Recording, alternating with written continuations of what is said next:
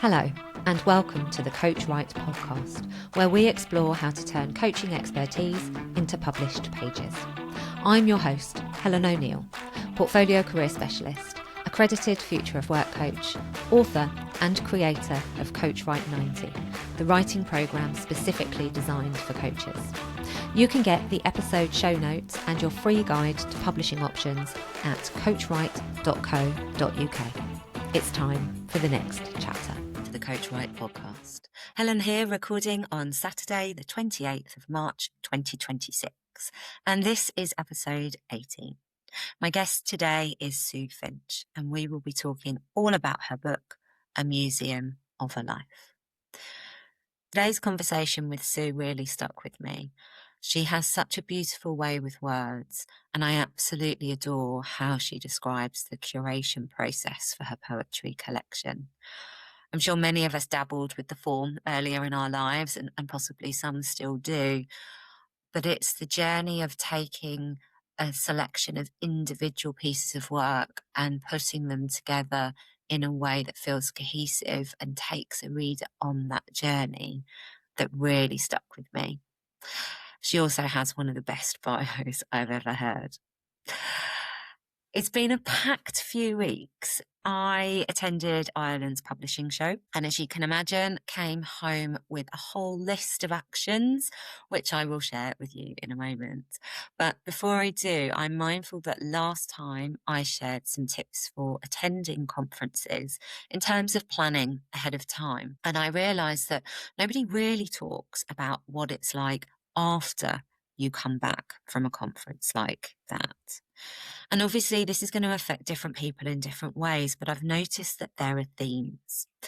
There are definite positives, otherwise we wouldn't go again. So meeting lots of lovely new people and making new friends, catching up with peers, particularly those that you might not see very often. You go for the inspiration and the motivation as much as you do for all of the lovely new knowledge, which I always enjoy writing in a nice new notebook. And of course, the flip side is also true. Peopling is tiring, even for extroverts. I love being around people and I get all the energy, but I've recognised that I need some quiet time to decompress afterwards. And then there's actually being tired. Now, Ireland obviously isn't that far away, but it's still a fair journey. Routines have to be changed. And I know I never sleep that brilliantly the first few nights in a hotel. So it's something to bear in mind. Even though you're full of motivation, that you're going to do all of these things, there can be a bit of a crash, and that can be unexpected. It's important to note that that's completely normal and there are things you can do about it. So a bit like being in the coaching room, being choiceful about the actions that are the focus is key. It's great to have a notebook full of ideas and a list of to-dos, but that can easily get put aside. What I've learned is to choose 3 actions and focus on them. Sometimes they can be the low-hanging fruit, sometimes bigger ticket items, and I thought I'd share mine so that you can see what I mean. So, the first action I committed to was adding an automation to my welcome sequence. I have a free newsletter that goes out every week. And if you aren't subscribed, please feel free to pop over to the website to do that, coachright.co.uk/reflections. Free resources are a brilliant way to add people to that emailing list. So for people who have bought my book on career change, people who pivot, there is an accompanying resources pack that they can download.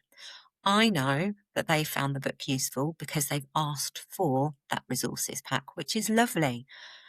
And those people would be brilliant people to leave a review. Reviews are so helpful to getting books in the hands of readers, and they are notoriously difficult to get. So my first action is a really simple one, to add an email that will go to those people who've downloaded the resources pack a couple of weeks later with an easy link to the digital stores to ask them to leave a review.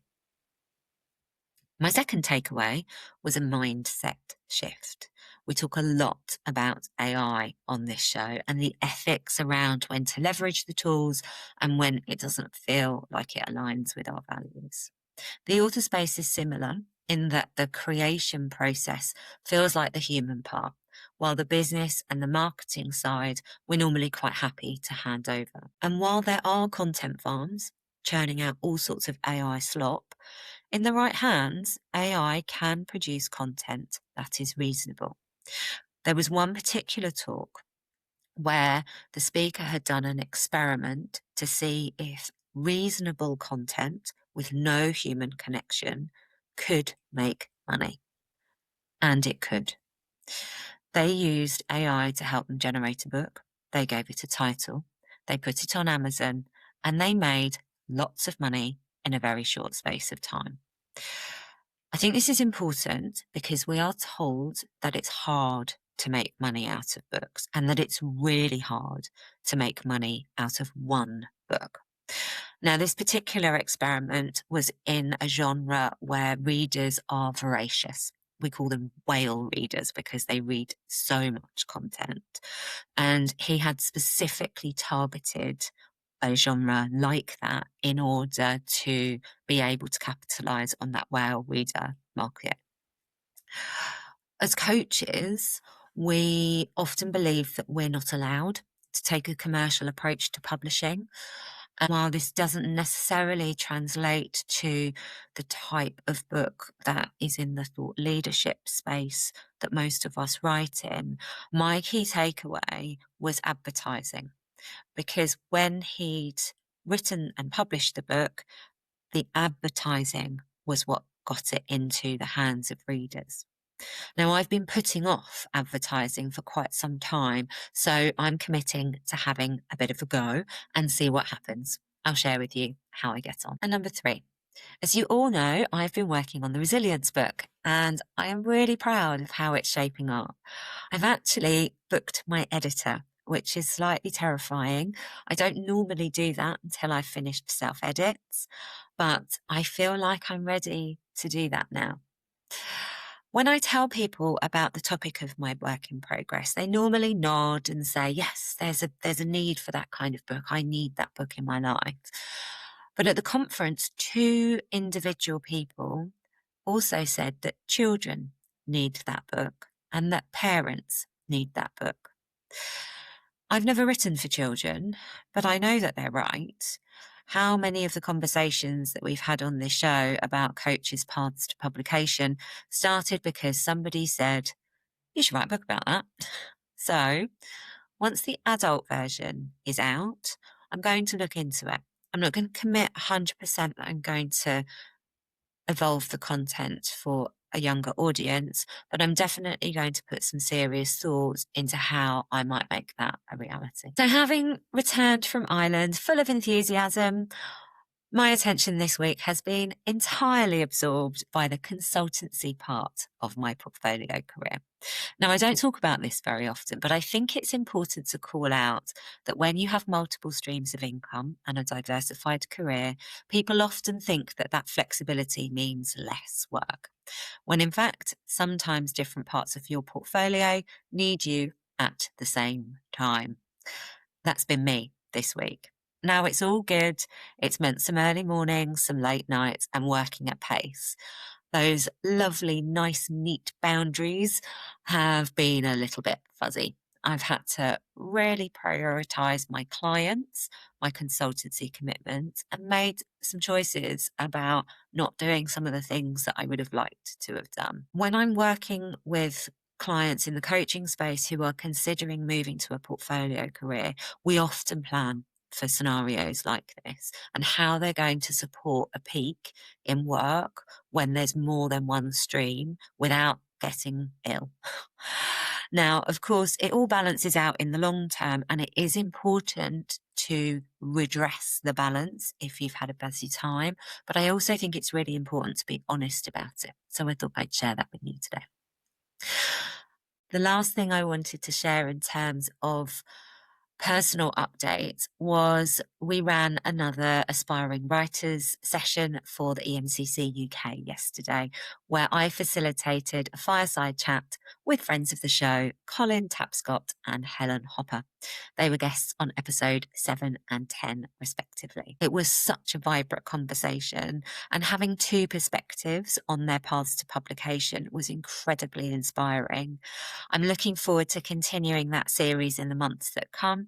So if you are a member of EMCC, please do head over to the events page and keep an eye out for them as we book them in. One of the questions that came up was time. And we talked about a lovely metaphor that the best time to plant a tree was 100 years ago. And the second best time to plant a tree is today. And I reflect that so often when I speak to people about their desire to write a book, they say, yeah, I'm going to write a book next year. Or, I really want to write a book when my children have gone to school or when they've moved out. And there's always some other priority that seems to get in the way. And of course, we all have constraints on our time. But if we choose to pursue a goal, that does mean dedicating some time to that goal. And it doesn't necessarily have to be big chunks of time.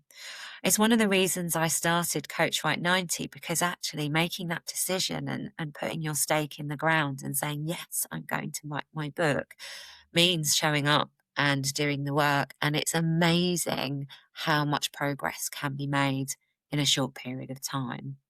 Have opened the doors for the next cohort of that programme, and we'll be starting on the 20th of May. I'll pop the link to register in the show notes, but if you've got any questions, drop me a note at helen@coachwrite.co.uk and we can have a quick chat. We've seen the launch of a tool called Shiny Me, which is a platform that promises to personalise a career coach.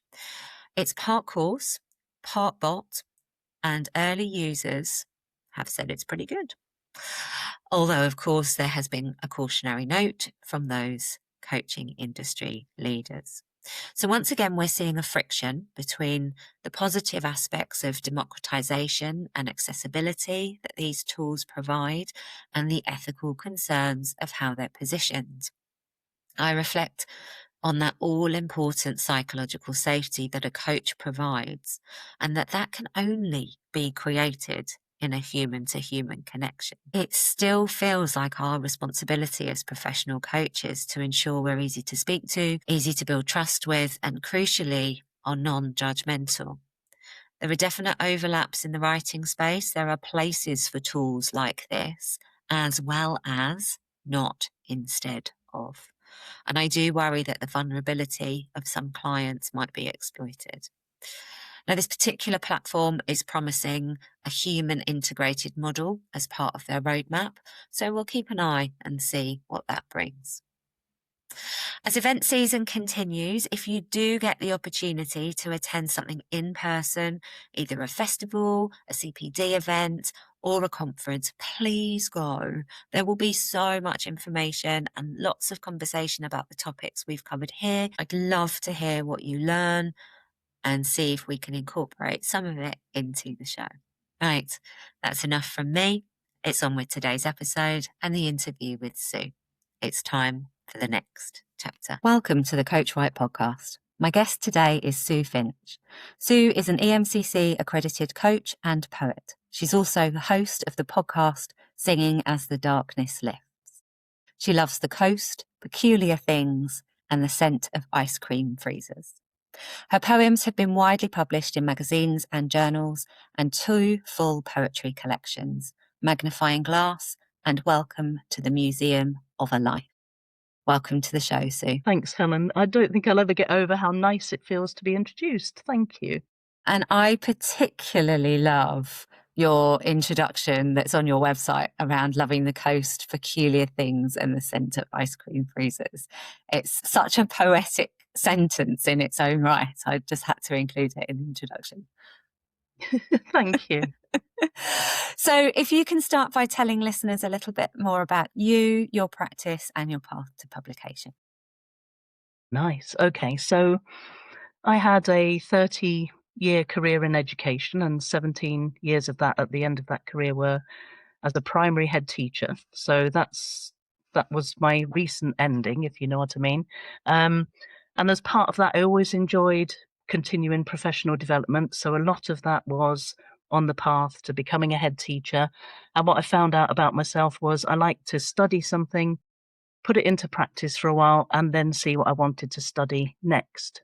And I think it was about 2014, and I thought, I really want to do something for me. So I'd got my national professional qualification for headship. I felt like that was going okay for me, and I'd done what I needed to study for that. And then I thought, oh, what haven't I done for years that gives me complete pleasure? And that was writing. So I looked up Manchester Metropolitan University and saw that they did an online course, which suited me, because then what was really helpful was I would then be able to put down my work at work. So I was one of those people who there was always just one more job to do before I went home. And as you know, there's always one more job, isn't there? It's never going to be one and then go. So I thought if I did an online course and I knew I had to be in a Zoom room with people workshopping at a particular time, it would also mean I got home on time and dedicated my time to that. So I started that MA. And as part of that, we did essays, a project, a portfolio. I got a poem published in 2015 called Graphene. I got another poem published in 2016. See this level of success, one poem a year. And then I got 3 poems published in 2017, and I loved it because it was a perfect balance to my work life, if you like. And I could see my writing developing. So when I had to do a portfolio, that was quite a long portfolio of poems. I thought, oh, I reckon I could do a book. So it's inspired me really to think there's plenty of writing in me. And I got some feedback from a wonderful person called Anna Saunders, and she works for the Cheltenham Poetry Festival. So she mentored me on some of my work. And then I started to join a variety of groups and started to find my tribe. And I got my first book published, but then I went on an Arvon course and I realized there were more poems in me. So it wasn't just one of those things where it was going to end. I had more to do. And I was looking through a different lens, and I was excited about my writing again. So, I can remember that time with pure joy. I was working hard, but I had something purely for me as well. So I sent this second manuscript to my publisher, and she was like, "No, Sue, that's not ready. That's not a book." And I thought, "Oh." So I sat with that for a while, and I really, really wanted it. So I went through that. Oh, perhaps I haven't got a second book in me. Where is this book? What's going on? But because I so wanted it, I kept thinking about it and thinking about it. So I probably took another year. I don't know the timescale, but it felt a long time to me anyway. But I worked on it, and then I kept coming back to a particular poem I'd written called Museum of a Life was the poem. And that got published in an anthology for LGBT writers, Queer Writing for a Brave New World. And I just kept coming back to that, and I thought, hold on a minute, that's like exhibiting my life. Why don't I make a whole book about exhibiting my life and build on these things that seem to be wanting to be set down? So I resent the manuscript, and my editor, Josephine Lay, said, oh, this is more like it, Sue. We can work on this. And we used to spend time just working on that when she said, you've got a much more coherent collection. And she helped me put it into galleries, and we formed it together. So we would work together, and she'd say, read me that. And it was a wonderful joined up process. So this second book then formed. And I haven't mentioned coaching at all here, so I probably need to come to that. So when I felt like I hit 50, and at 50 years old, I thought, I need to do something else now. There's always a little nagging feeling in me, which is telling me to seek the joy and do something else. And I thought, in that long career I've had, what was it that I was actually finding the most joy of, and what was I really good at? Because obviously you do lots of different things in that role as a head teacher. And I thought I really like working one-to-one with people. I like seeing people progress and develop. I want to do something around that. And that's how I started my training to be a coach a couple of years ago, and made the decision then that that's what I wanted to do. So I see myself now as a 50% poet and 50% coach. and that feels completely joyous to me. A complete change of pace of life, which I'm thoroughly enjoying, and that's so a book, a second book, a change of career, and that's how I sit opposite you today and tell you about life, really. I So I did my absolutely love all of that. yeah, so I trained within good company for my coaching, Oh, yeah. Joe and Zoe, and loved doing that. It felt, it's another piece. It's that thing at which I keep coming back to in my life, I suppose, a good quality piece of training that then sets you off for a while, that you can then say, right, I'm doing this. This is my focus. Absolutely. And it's funny when you sort of talk about those things, it's almost like you talk about the poetry and the coaching are slightly separate. But of course, your collection is literally a curated journey through your life. And so I think I said to you before we started recording, the way that it's put together is so clever in that it does feel like you're metaphorically walking into a room where you're kind of exploring these connected experiences.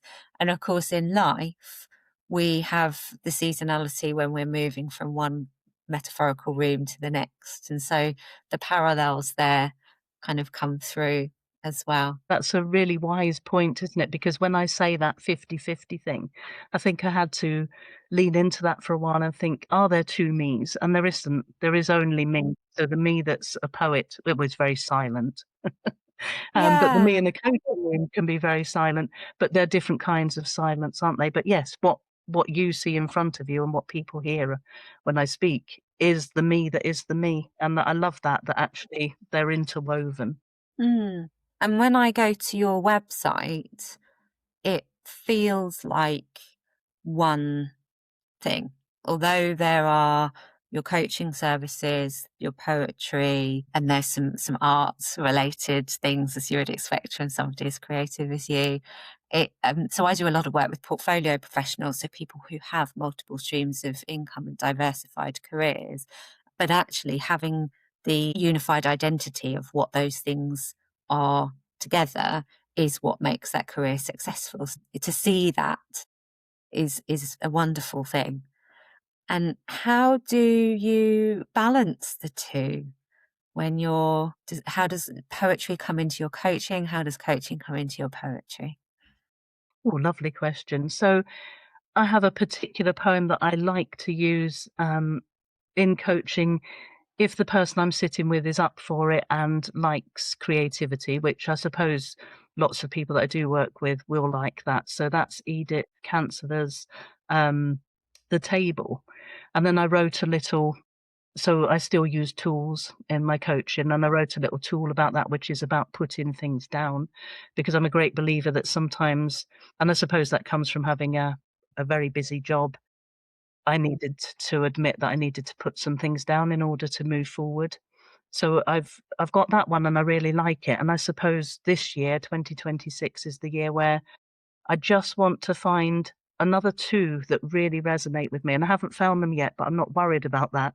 It's just I know they will come. So I like the fact I've got one and it completely resonates with me and I think it's universal.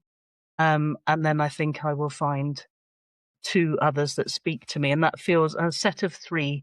I like things in threes. That Mm. feels good. So I like bringing poetry into coaching, and I think I could do more of that. I think there's a wisdom there that will be something that I develop as I go forward. And I think in my writing, I find the setting of things down, setting of words down is helpful to me. So that mirrors coaching in a way, because my great belief is if you sit with somebody and they can hear their thoughts, then they hear what they need and what they don't need, and then they move forward. So I think the interweaving of that has become more and more apparent as I've, you know, upped my training and got out there in the world and coaching people. So I love seeing that. And it's always exciting to see where it's going to go next. Yeah, absolutely. And again, as somebody who writes fiction and non-fiction, haven't written poetry personally for years. So if there are people listening that are thinking, actually, I would like to embark on exploring what this creativity might look like in me from a poetry perspective, how do you recommend they get started?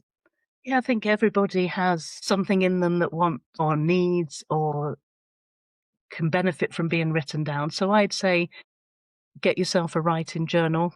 And I think there's something about having a specific book to put it in. I mean, I write on all sorts of scraps of paper and random notes on my phone, but I think there's something really pleasurable about getting started with a brand new writing journal. I mean, there are books out there. Joe Bell's got a great book on 52 ways to write a poem. So if people need a structure, there's that. I'm always up for a conversation, and on my LinkedIn, I try and put some things up so people can see, sometimes we can write something tiny and it just is lovely. So I think, yeah, it's just sometimes just start and see what comes out. And there's plenty, isn't there, to read around and about. Get yourself a good anthology that appeals to you and see what you want to set down in. Yeah, absolutely. And who doesn't need another excuse to buy a new notebook? Exactly. Amazing.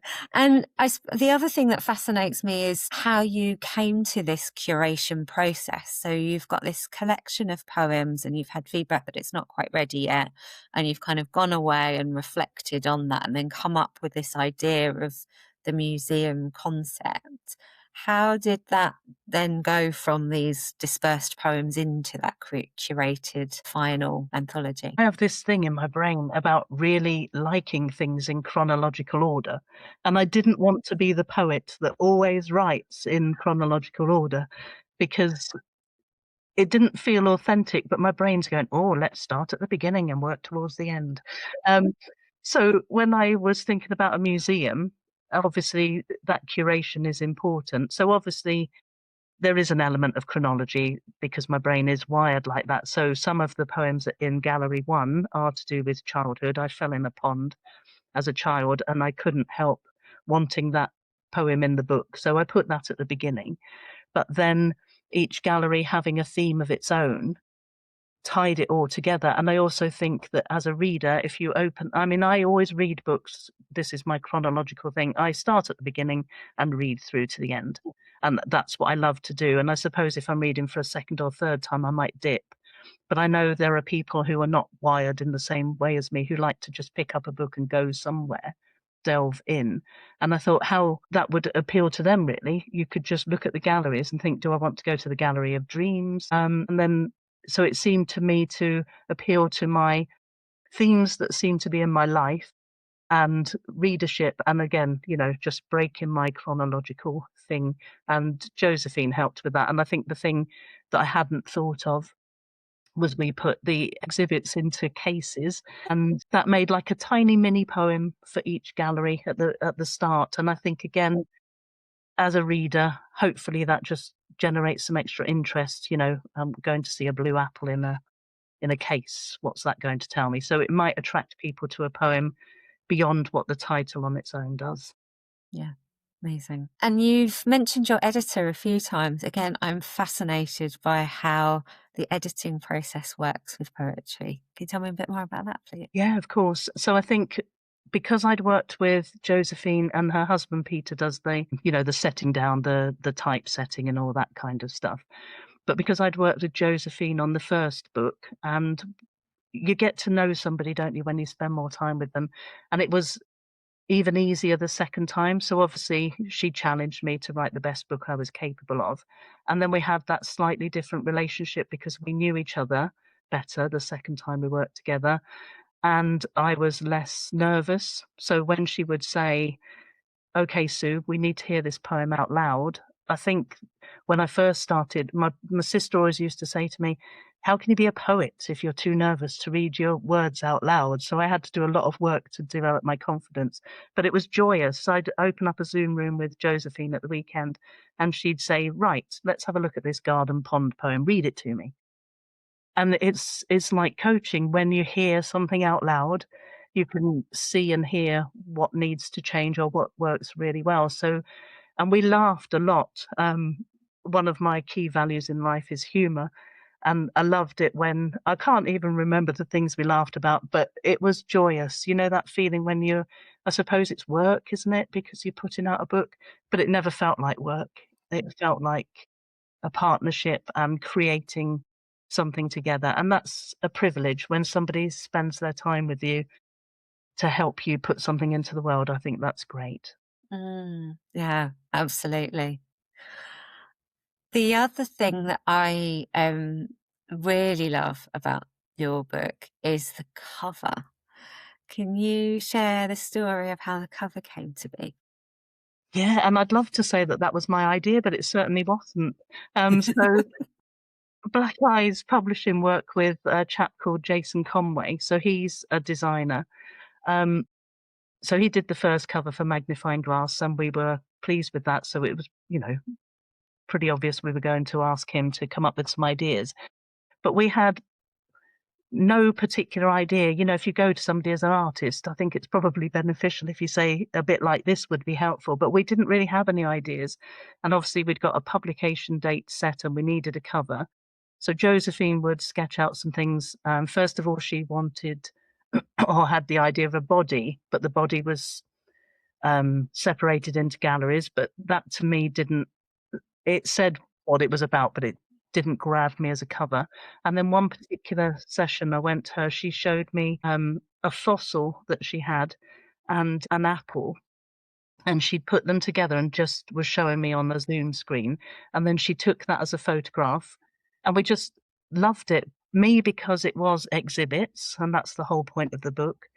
And I wouldn't have thought of that by myself, if you know what I mean. So I'd made a blue apple. I got some car paint ages ago and a plastic apple and spent ages spraying it. So we made this picture anyway and sent it off to Jason, and then he could make that into the actual cover. So I'm really grateful that sometimes I feel like I can see things in my head but not tell somebody what they are. I could do it in Mm, poetry, but when it's a picture, and it was just like, oh my goodness, that's exactly what the cover should be. And I love the way he just highlights the F of Finch.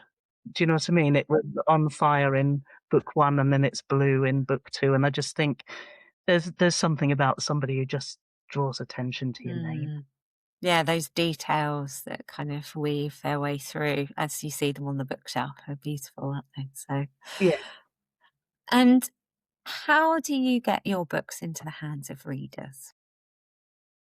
Well, sometimes I take them to places with me. So if I was reading at Pride in the Park, 2 years I've done that, and it's mostly been rainy, so I have them in a rucksack. So that's Yes. like, the Sue Finch way of shove some books in a bag and off you go.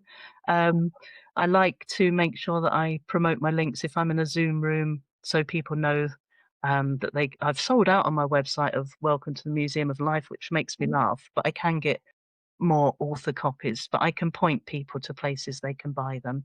I've got some in my local bookshop and things like that. So it's a case really of, I think, having them with you just in case. My wife is a knitwear designer, so I always take a couple of books to a yarn show because there will sometimes be a poet there or somebody who likes poetry.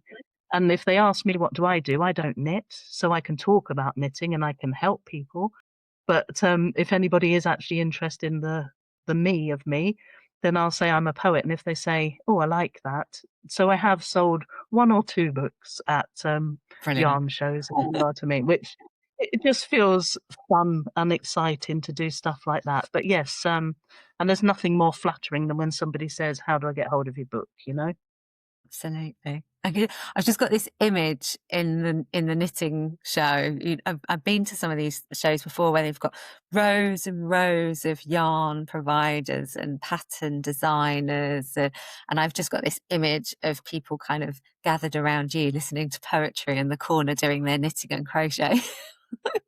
Yeah, and now you can feel slightly sorry for the poor person who showed a unique interest in my book, and then I suddenly said, "I can read you a poem about a tortoise coming out of hibernation if you like." And she did like, but, I almost think for a moment she didn't have an option. Oh, I'm who gonna does? read it anyway. Yeah, who doesn't like a poem about a tortoise coming out of hibernation? I used to have a tortoise growing up. Yeah, I did, and so did she. See, and that's the link, isn't it? There's often a link. Absolutely. And you never would know these connections with strangers if you weren't in those sorts of situations and asked those sorts of questions. So it's brilliant. I absolutely love that. Um, what did you learn throughout the process that surprised you? Well, that's another great question. I think the biggest learning is, and I sort of almost wanted to be wise enough to know it anyway, but that persevering. And if you believe in something, it's going to get there in the end. I think I said to you the year 2014, didn't I, at the beginning of this chat today? And that seems like a long time ago, but actually it's also gone in a flash. So I think it was perseverance and what you said before about that, we don't know who's had a pet tortoise, the connections that can be made. I love that. So I've learnt about connections as well. Yeah, absolutely. You mentioned finding your tribe. And I remember when I first started writing, you start writing on your own, don't you? Regardless of what you write, you feel this draw of pen to paper. And then you sort of go, oh, I need to find some other people that know how to do this, that have been doing it for longer than I have. It's like finding your mentor in the hero's journey.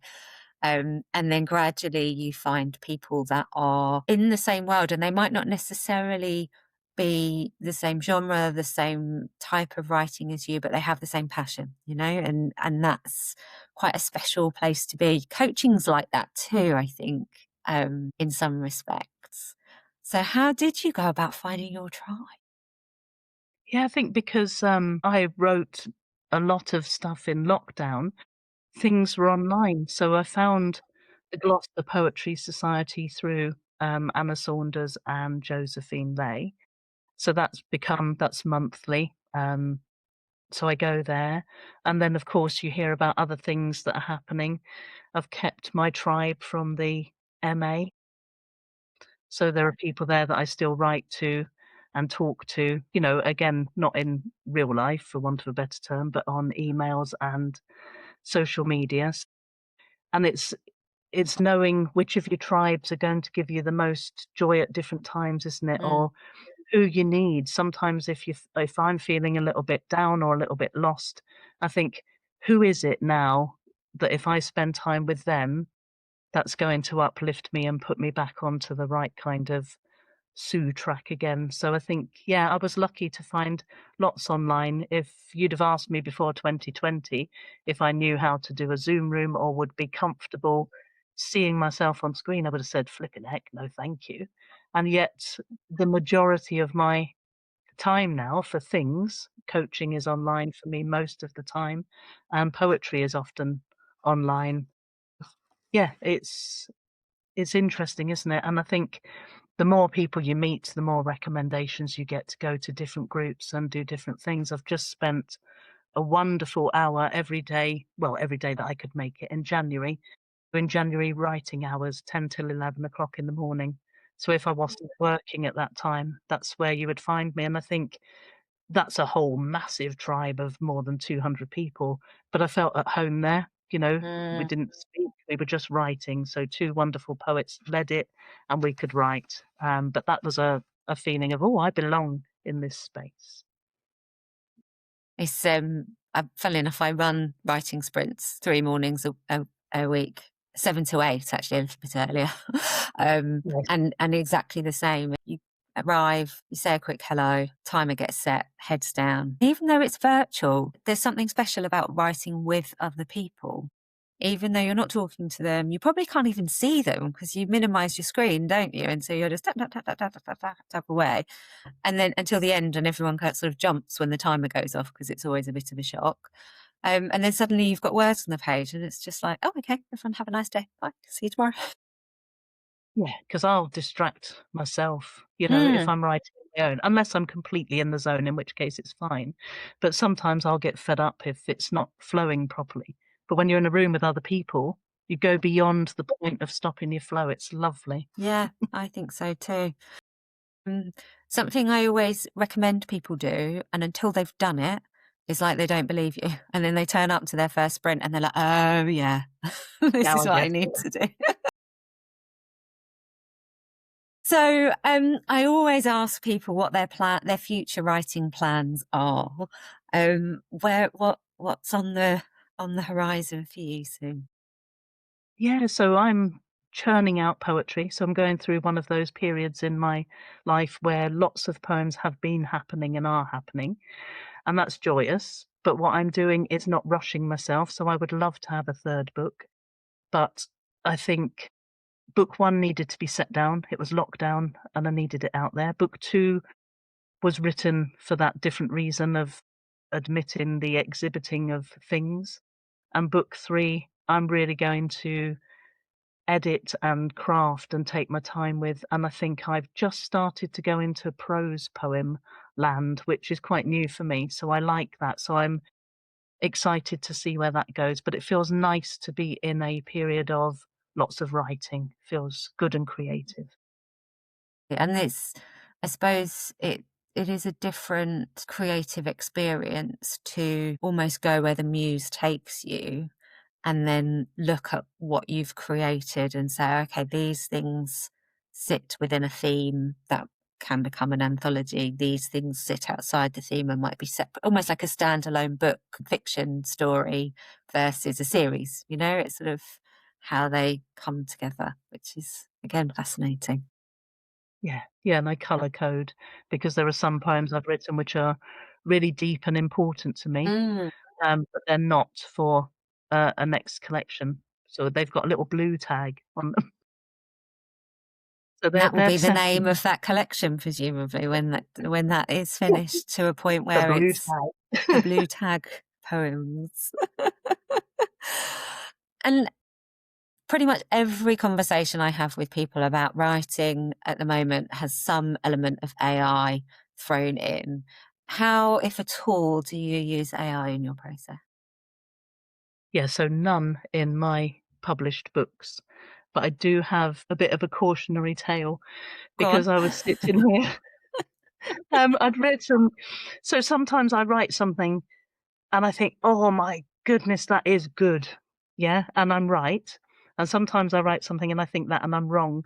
So we have in our house what we call Poetry Corner, where I invite my wife to come and sit in the lounge and I say, "I think this is good. Can you just listen to it with fresh ears?" So she's a good listener. Well, this particular day, she must have been locked away working. Not like I don't physically lock her away, but she was doing something on the other end of the house. And I really wanted an opinion on this poem. So I thought, oh, I know about Chat GPT. You can run things through it. So I put critique this poem and it told me what was good about it. And then I thought, oh, okay, it's seeing what I'm seeing. I'll enter that in this competition that I want to enter. So I woke up the competition tab. And of course, it says on there, no AI must have been used. So although I changed nothing, morally, I couldn't then send that poem off to that competition because I'd run it through ChatGPT. So I will wait for Poetry Corner because, and that's the thing, isn't it? I need to trust myself and trust my human resources and not be an impatient, I need a response right now kind of a person. Yeah. And with various competitions, it's almost like the rules seem to be changing quite regularly. So I've heard some, I can't remember the name of it, I'll have to find it for the show notes, but there was quite a famous fiction competition that said very strictly no AI, and they reverted it because people were just like, it's for full length fiction. Everybody uses AI for editing. You just do, even a grammar and spell check these days have automatically got AI in them. So you're excluding pretty much everybody. But again, is that there's that human in the loop piece, isn't there? Is there's something quite different in is the comma in the right place versus how does this story make you feel, which when it's poetry particularly is so important. Yeah, and I want to be the only Sue Finch that can write a Sue Finch Mm, poem. Do you know what I mean? So that's absolutely. dear to my heart. But yeah, so Yeah, interesting times I think we live in. very much so. I suppose actually I'm just sort of thinking about you're so widely read and so creative. I'd love to know if you've got a book recommendation for us. Oh, yes. If people like poetry, then they must, in my opinion, read The Air Year by Caroline Bird. And then it would be great if they then read absolutely everything that Caroline Bird has ever written. That's really good. And if they're more in the coaching Mm. side of reading, then I'd say read Claire Pedrick's The Human Behind the Coach and Simplifying Coaching. And if you like messages, read Dream More by Dolly Parton. So Oh, they're my like go-to books. They're always, they're just all my books are always on my shelves. They don't fly around the room, but they're the things. And I think I need that right now. I need to have a dose of Caroline Bird or Dolly Parton or a bit of amazing. Claire Pedrick along the Claire way. Pendrick. Yeah, absolutely. I listened to Claire's podcast actually, Coaching In. Very good. Yeah, amazing. And what advice would you give to any coach or aspiring poet that's listening? Yeah, start it, splurge it, because you can tidy anything up later on. Just Blurge is a write, write, brilliant word. yeah, there's creativity in that. And then choose wise people to spend your time with and help you edit. That's it, isn't it? Splurge and find your tribe. Wise words indeed. Thank you. The time has literally flown today. Thank you so much for sharing. I could talk to you all day. If you can let listeners know where they can find you, your services and your books online. Yeah, that'll be a pleasure. So I'm active on most social media sites. So I'm on LinkedIn as Sue Finch. I'm on Blue Sky as Sue Finch, and I've got a website which is suefinch.co.uk. So if anybody is interested and wants to connect, then I'm always delighted to meet new connections. Amazing. Thank you so much. And I'll include all of that in the show notes. Thank you, Sue. That's been brilliant. Oh, thank you very much indeed. It's been a pleasure to talk to you, Helen. Thank you. Wasn't that such a rich conversation? Splurge and find your tribe. Words of wisdom. We're back on the 15th of April with our first guest from New Zealand, the wonderful Ian McCormick, and we'll be talking all about his book, Frustration Inoculation. I'll see you for the next chapter. Thank you for joining me today. You can get the show notes and your free guide to publishing options at coachright.co.uk. Remember to subscribe and leave a review on your podcatcher of choice. Your words can make a difference. A review can too. If you'd like to connect, find me on LinkedIn, O'Neill Helen, that's O'Neill, ONEILL, or on Instagram at coach_right. I'll see you for the next chapter of Coach Right.